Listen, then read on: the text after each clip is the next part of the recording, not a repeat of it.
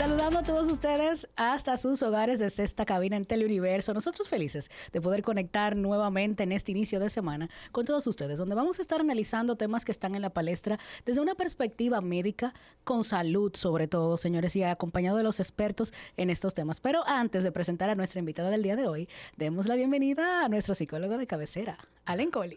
Muy buenos días, público. De verdad que hoy un lunes, señores, con un tema que está de verdad que pique y se extiende cuando lo toquemos, pero para eso tenemos de verdad la invitada del día de hoy, junto también con mi ayuda para desglosar esto poco a poco y ver, verdad, qué sale. Nos acompaña la licenciada Yulisa Herrera, terapeuta familiar y de pareja. Vamos a estar analizando el tema salud mental y prevención del abuso sexual infantil. Hay temas que han recorrido tanto a nivel local como nacional, y también vemos muchas noticias a nivel internacional sobre algo que quizás antes uno lo pasaba más desapercibido porque eran menos los casos. Ahora, de repente, Yulisa, esto es parte como de un común. Entonces, hay algo que está pasando y vamos a la salud mental con esto. Claro, y muchísimas gracias por la invitación. Bienvenida. Para mí, más que un placer estar con ustedes compartiendo este tema el día de hoy. Gracias a usted por aceptar, y sobre todo un tema que a veces uno dice, ¿cómo vamos a debatir este tema sin tocar ciertas fibras? Aquí no somos abogados, no tenemos verdad, sino que vamos a analizarlo, repito, desde una perspectiva de salud. Claro. Hablemos de la salud mental.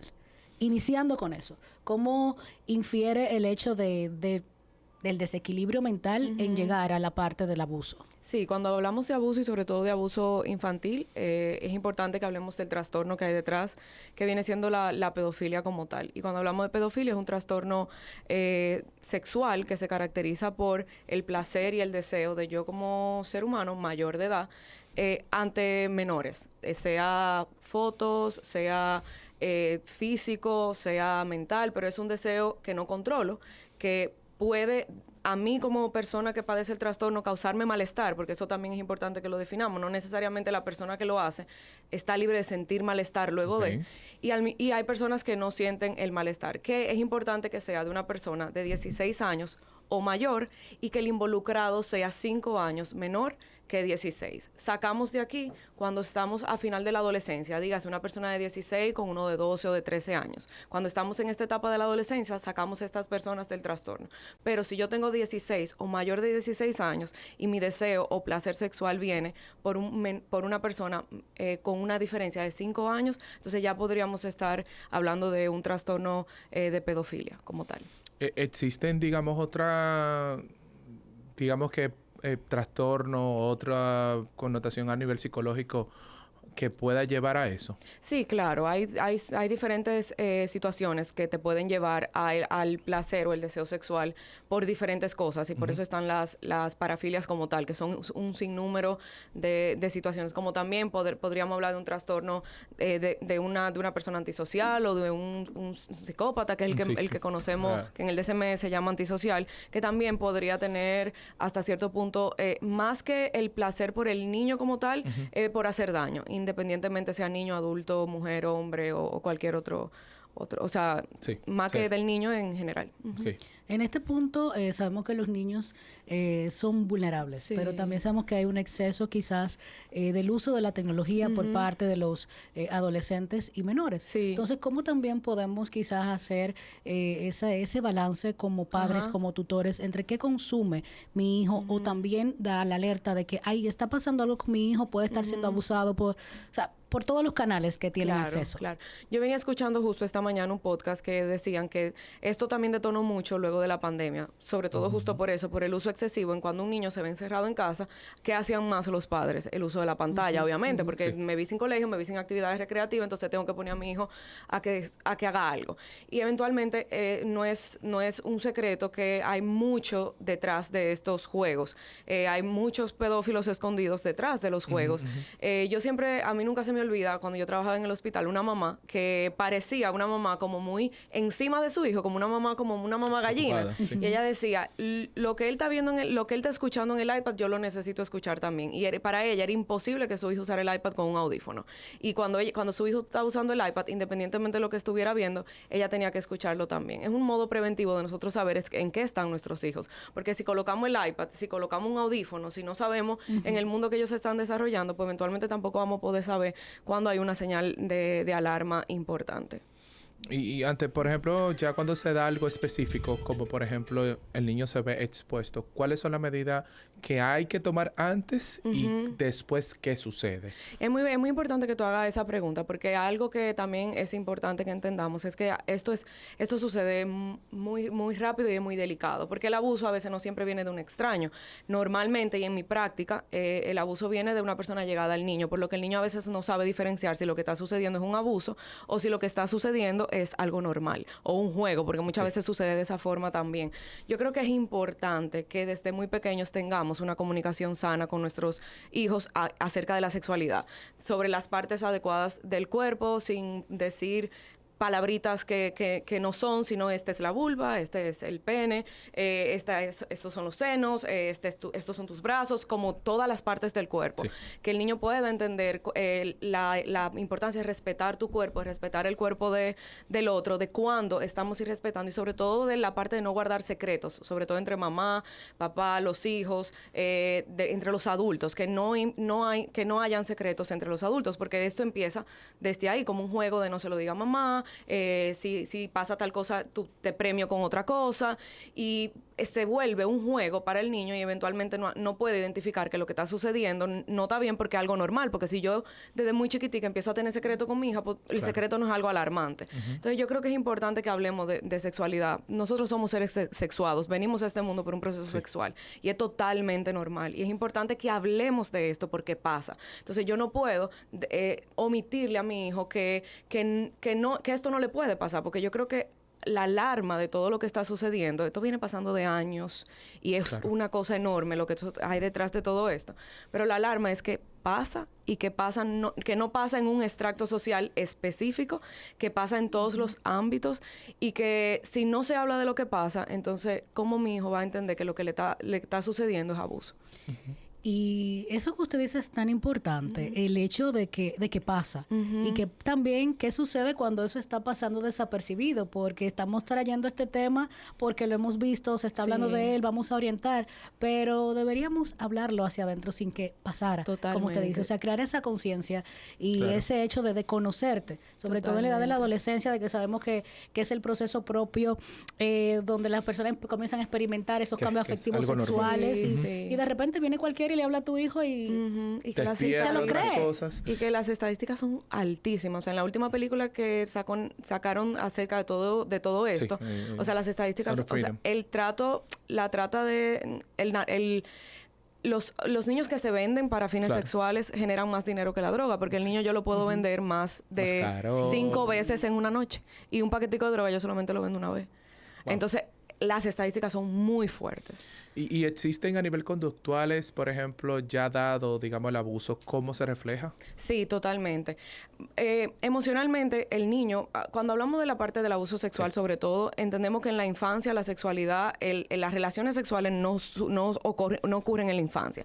Entonces, cuando un niño es abusado sexualmente, como que yo lo paso a otra etapa de su ciclo vital automáticamente. Dígase que lo paso ya a una etapa mayor. Entonces, yo rompo con esa infancia de ese niño. Y eso va a tener situaciones conductuales bastante complicadas, como que se traducen en ansiedad, en frustración, en rabia, y que hay cambios drásticos en ese niño que los padres a veces lo interpretan como, ay, que yo no sé lo que le pasa conmigo, yo no le puedo ni hablar. ¿Y qué es lo que sucede? Que inconscientemente dentro de la mente del niño, el niño lo que interpreta es dónde estaban mi papá y mi mamá en este momento que me hicieron daño. Entonces, como no lo sabe hablar ni lo sabe explicar, se traduce en comportamiento. Y hay un cambio normalmente bastante drástico, como también no necesariamente tiene que ser rabia, también aislamiento, tristeza profunda, lejanía del contexto, como una forma de cuidarse. Hay mucho más que saber de este tema. Sé que hay preguntas. Ustedes vayan a escribirnos a las redes sociales y compartan sus inquietudes. Aprovechemos a la licenciada Yulisa que nos está acompañando hoy para seguir hablando de este tema después de la pausa.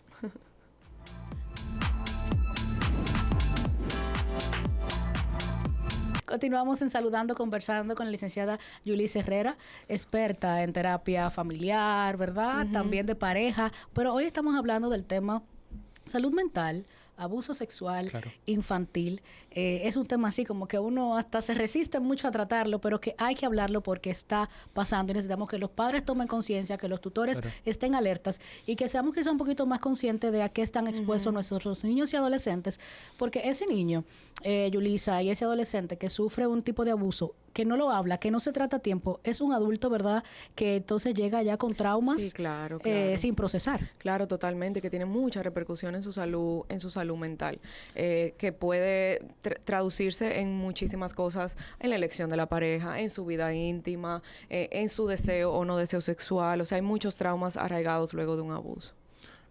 ¿Cuáles son los traumas más frecuentes que se dan, por ejemplo, a nivel, a lo mejor estadístico?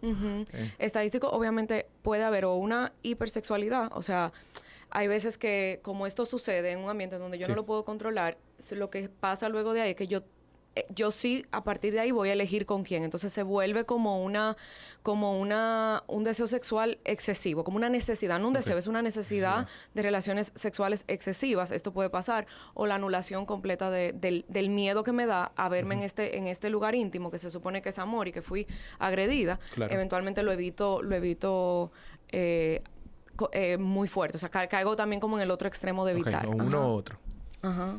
Hablemos del perfil del abusador, que usted comentaba el hecho de que muchas veces está en un entorno muy personal y es quizás la persona que menos uno pensaría. Dentro de esta plataforma, porque obviamente aquí estamos para crear conciencia y para que el mensaje les llegue lo más claro posible a todos y sobre todo a los adultos, yo creo que más que concentrarnos en el perfil del agresor es en la prevención, porque no hay un patrón exclusivo de es esto, sino en conductas que esa persona hace y que no necesariamente la podemos ver. Entonces, de eso que no se ve es a quien le estemos ejerciendo el acoso o el abuso el que va a poder dar la voz de alarma. Entonces, por ejemplo, hay casos específicos, sobre todo el caso que está sonando actualmente, que hay personas que han dicho que veían conductas extrañas en él, que en ocasiones intentaba dar algún tipo de masaje a los niños, cosas que los otros entrenadores alrededor que también entrenaban no lo hacían. Entonces, habían conductas específicas que se podían ver y se podían notar. Sin embargo, si a mí era que me lo ejercían y yo no tenía conciencia de que eso no estaba bien, pues eventualmente yo no lo iba a hablar ni lo iba a poder decir. Entonces, yo creo que más que concentrarnos en este perfil que manipula, que engaña, que utiliza quizás el juego porque es el ambiente más asequible a la edad del abusado. Yo creo que también concentrarnos en la prevención, a que los niños puedan detectarlo, a que puedan hablar, a que puedan gritar y ser voz de alarma antes de que suceda el abuso. Sí, mira, yo quiero aportar eso en base a lo que viene siendo un perfil. No es algo específico. Creo que a nivel, a lo mejor de estructura de libro, de teoría, no hay un perfil específico de un agresor o de un abusivo. Pero sí hay comportamientos y conductas que, como está diciendo Yulisa, que te dan la voz de alarma y la alerta de que tú dices, esto no es normal. ¿Por qué? Porque dentro de este círculo, por ejemplo, estamos nosotros y vemos un comportamiento extraño afuera. Automáticamente, dentro de nuestra percepción, entendemos de que eso que ese individuo está haciendo, cómo se está comportando, como se está expresando o haciendo, tú dices, concho, espérate, eso no es normal. Entonces, esa es la parte que los adultos, los jóvenes, los adolescentes tienen que tener una conciencia específica de que, espérate, este comportamiento que Juana Saltito está teniendo no es normal. ¿Por qué? Porque automáticamente eso no fue lo que me enseñaron, eso no es lo que he aprendido y primero, esta persona es un extraño.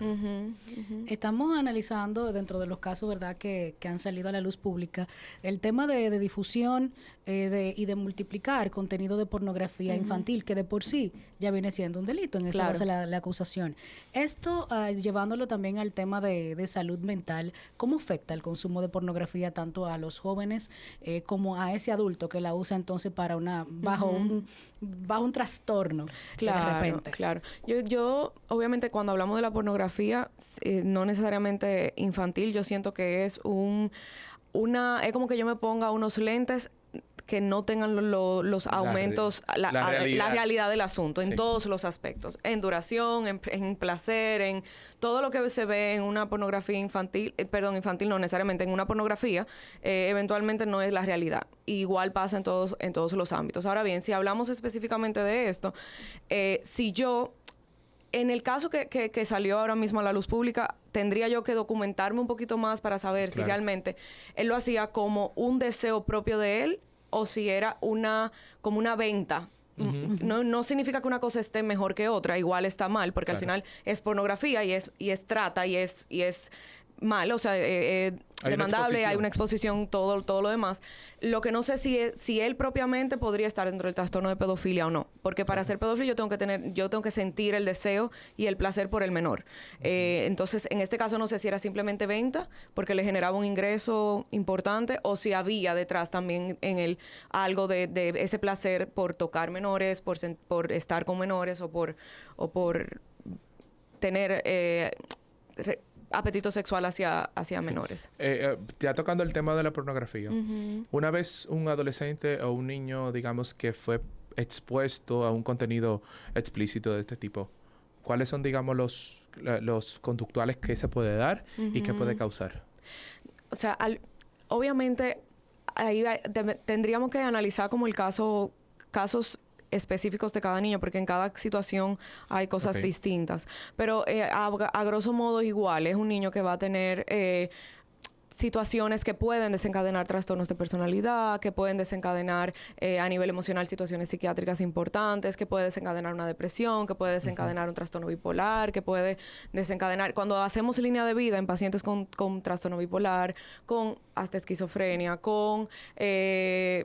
narcisismo, con cualquiera de esos trastornos, es probable que haya abuso en alguna parte de su infancia. Como también es importante ver qué pasa a nivel familiar, en el contexto familiar. Hay mucha correlación en hogares negligentes o abusivos y que haya más adelante también este tipo de condición. Entonces yo siento que luego de podría suceder cualquier cosa mayor. Y ahí, entonces me surge otra pregunta. Si, por ejemplo, el adolescente o el niño se ve expuesto, no expuesto, sino accidentalmente, por curiosidad, porque lo vio con un vecinito, por aquello y lo otro, contenido explícito. Algo que es en algo que se especifica mucho el DSM-5 cuando vamos a diagnosticar con algo, es que yo tenga la necesidad de eso 6 meses o más.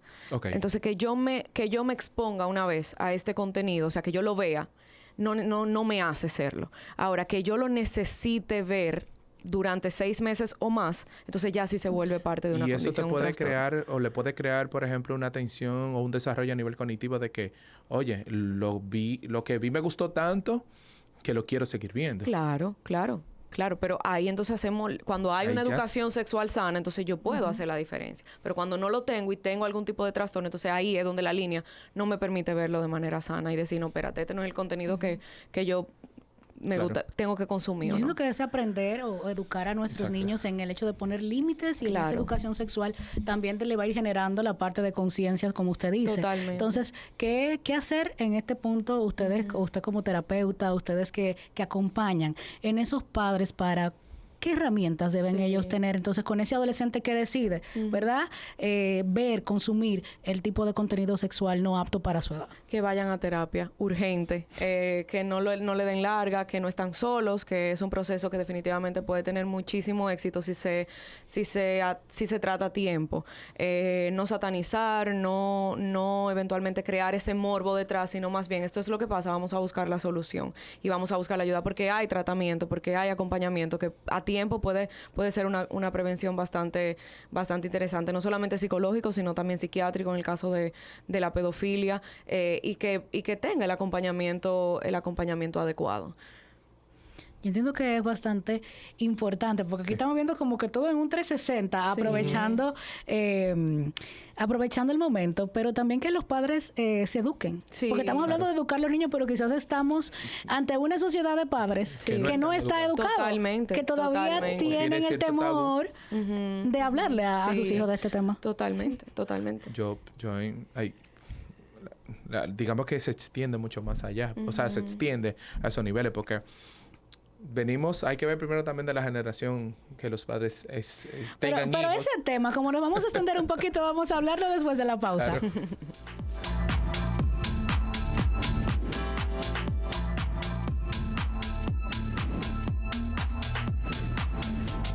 Gracias por mantener la sintonía con nosotros. Allen, nos reporta que te han mandado una preguntita. Claro que sí, bastante interesante.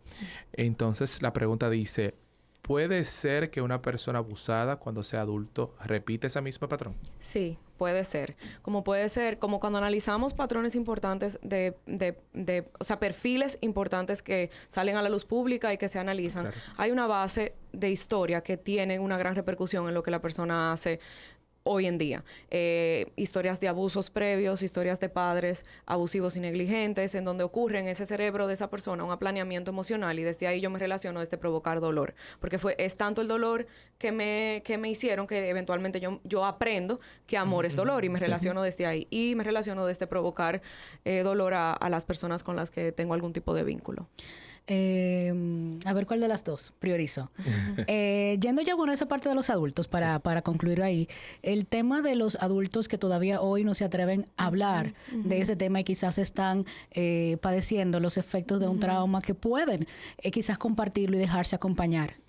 Yo a ese tipo de personas, yo los invito a escuchar, sobre todo este tipo de entrevistas, a escuchar. Cada vez más hay más información. Primero, que se documenten, que a través de toda esa documentación puedan entender que es parte de un proceso de manipulación, que no es verdad que te van a hacer daño ni a ti ni a un ser querido, que al final no hablarlo lo que te hace es estar cada vez más solo, y que al hablarlo y sacarlo, pues eventualmente te escuchan más personas y vas a tener la ayuda adecuada. Pero sobre todo que puedas empaparte de todo esto para sentirte protegido y dar el paso a poder conversar al respecto. Algo que me llama la atención, y en base a los casos reales que hemos estado, ¿verdad?, analizando y que ustedes ven en sus consultas, y puntualmente el tema de los niños que están involucrados en el tema del soccer y eso, ¿qué tienen que hacer los padres? ¿Es necesario que esos niños que eran de ese círculo quizás lo lleven a terapia o cuál sería el consejo? Primero, número uno, el contacto cercano a ese hijo, y esa conversación clara de: si no me di cuenta, perdón. Lo principal, no sabía que te estaba exponiendo a un lugar en donde tú podías ser abusado, porque el perdón del papá es extremadamente importante para un hijo que está en una situación delicada, y dejar la puerta abierta a conversar, que en cualquier ámbito que esto vuelva a suceder, la puerta está abierta para conversar, y que si hay algo que quiere conversar al respecto, que esa información va a estar cuidada, respetada y al mismo tiempo trabajada de la forma adecuada. ¿Cómo podemos, por ejemplo, ya tocando la parte del adulto, manejarlos en el sentido, ya una vez ellos decidan, digamos, que hablar su trauma? Yo creo que luego de esa conversación es importante hacer el acompañamiento con un profesional adecuado. No creer que como padres vamos a tener todas las herramientas, porque es un momento de mucha vulnerabilidad para ese papá cuando se entera que su hijo pasó por un abuso, que se va a desbordar también de la rabia, del dolor, de la impotencia que da el no poder que no me pude dar cuenta a tiempo, porque yo me creo que yo era la que tenía que eventualmente sacarlo de esa situación. Entonces, como esto me desborda, acompañarlo en un lugar que el acompañamiento sea en un lugar neutral, para que eventualmente podamos ir adaptándolos poco a poco luego del evento traumático, a que la relación vuelva a ser un poquito más. Si el adolescente no decide, no quiero que me lleven a ningún psicólogo, no quiero que nadie escuche mi historia, esa resistencia. Sí, que por lo menos en casa, pues eso se pueda verbalizar y no sea un tema tabú. Que cuando él quiera hablarlo, no, ay, no, muchacho, no hable de eso, vamos a tratar de que tú te olvides de eso. Eso no va a pasar, al menos que le dé Alzheimer. Nadie olvida un trauma, al menos que tú tengas una condición mental. Entonces, no hablarlo lo hace más fuerte. Entonces, es importante que se cree la plataforma adecuada para que él lo pueda hablar.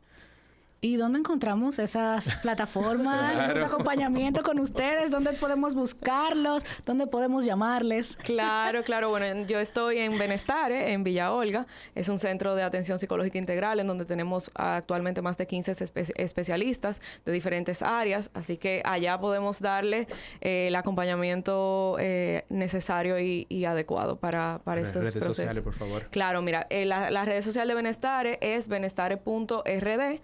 Y el teléfono de contacto lo voy a pasar por aquí porque ustedes saben que como somos nuevos, a veces no tengo tanta conexión, pero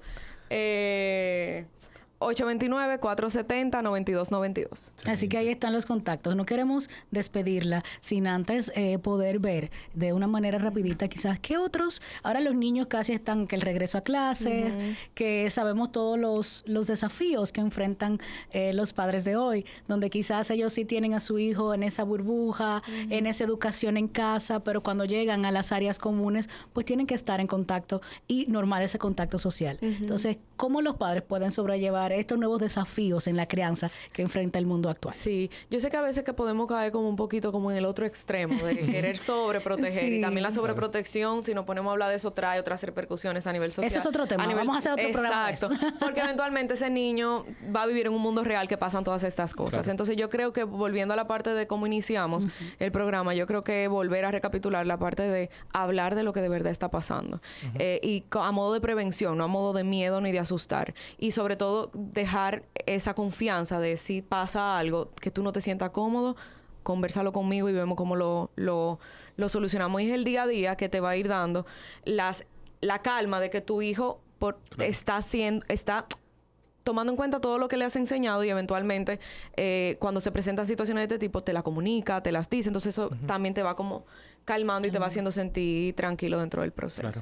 Allen, y ese adulto no tratado que llega a tu consulta, pero entonces no tratado, pero tiene un adolescente que educar, un niño que criar. Claro. Bueno, lo más importante es entender, por ejemplo, su proceso actual. Cuáles son las emociones que está despertando, a lo mejor la situación pasada, qué le está causando manejar a su hijo. O sea, tratar ese adulto como quien dice para que no es que no se vuelva a repetir, pero que sí pueda sanar sus procesos emocionales y pueda intentar tener una mejor relación a lo mejor con su hijo. Sí. Yulisa, muchísimas gracias Un placer, por acompañarnos. Yo siento que hemos hablado claro, entendible, ¿verdad? Que es lo más importante y esperamos que nos acompañes pronto. Un placer. Yo encantadísima de estar aquí con ustedes. Cuando quieran. Allen, muchísimas gracias. Será hasta mañana y a ustedes que tengan un feliz resto del lunes. Bye bye. Bye.